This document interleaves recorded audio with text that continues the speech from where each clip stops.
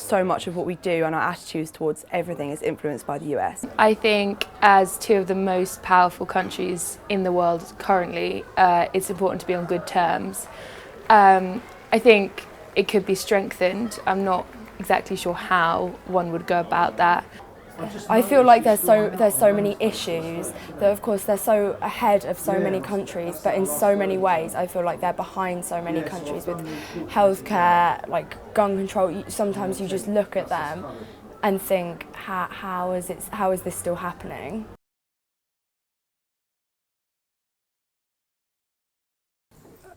I didn't used to always be an ambassador. I was once before. I was ambassador in Sweden. And before that, I used to be in the internet business.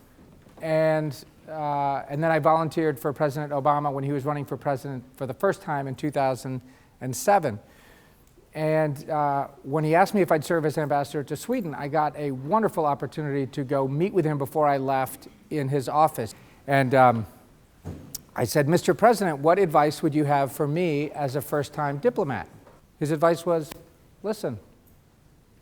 And there is no more important group of people to listen to for me and for my team than all of you, because no pressure, you guys are the future leaders of the UK. I want to ask about kind of the issues, things I disagree with, like gun control.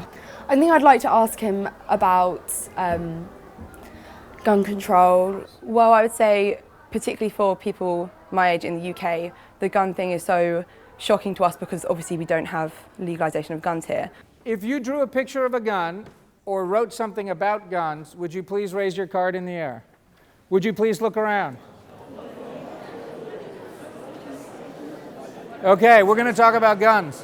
The most pressing thing for me, I say, would be the racial tensions in the US and how that's heightened by the gun laws that they have. These are two issues, or I want to list them as two. One is around police violence, and it's really getting at, I think, Michael Brown and Tamir Rice and lots of these stories you've read around police violence, police brutality. And the other is around a larger concept of racism, and those two overlap in some of these stories, but I want to list them separately also. Syria also is a huge pressing issue, and I know that it's something that we are not taking lightly, and that also is a big issue for us as well. Most of the things we're dealing with can't be dealt with by America alone, but can't be done very well without America playing a leadership role. Things like global warming, things like dealing with ISIS, things like dealing with Syria. So we're hands-on with all our tools. We're doing it living up to a broad definition of what helping means, not just helping our country, but helping others, a broader idea of what our values are about. And third, we do it with friends. We have no closer friend than you guys.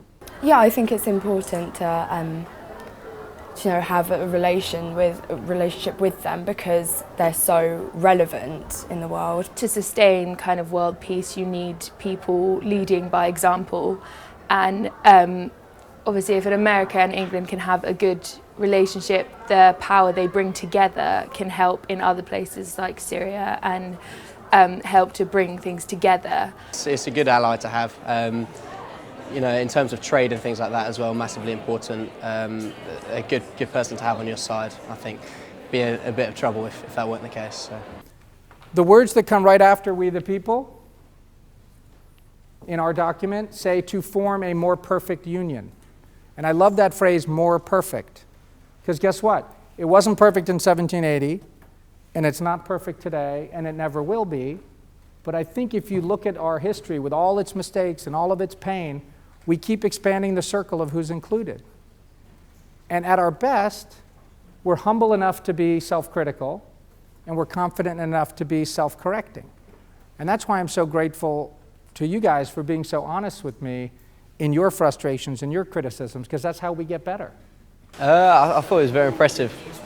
Brought up a lot of the major issues, and I thought it was quite interesting seeing just how sort of passionate and how much people care about the issues that are going on in America through things like gun laws and issues like that. I thought that was quite interesting to see.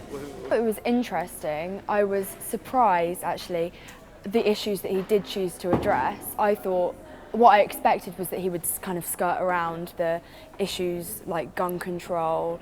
I thought it would mostly be how great is America, but it was actually addressing the issues, which I liked. I really enjoyed it. I found what he was saying about not taking everything that we hear about America at face value and actually putting it into context and taking into appreciation the size of the country and how the variety of opinions and the opinions of the individual people rather than just the extremes, because they are what would be heard most. I guess it's made me more open-minded and more ready to listen to each other. He was saying how we're the closest friends of America, which is true and is a relationship I feel should be sustained. And it's good to know that that's how Americans are feeling as well. And also how open he was to criticism, saying it's your criticism that will make us better, which I think was a really good thing to say.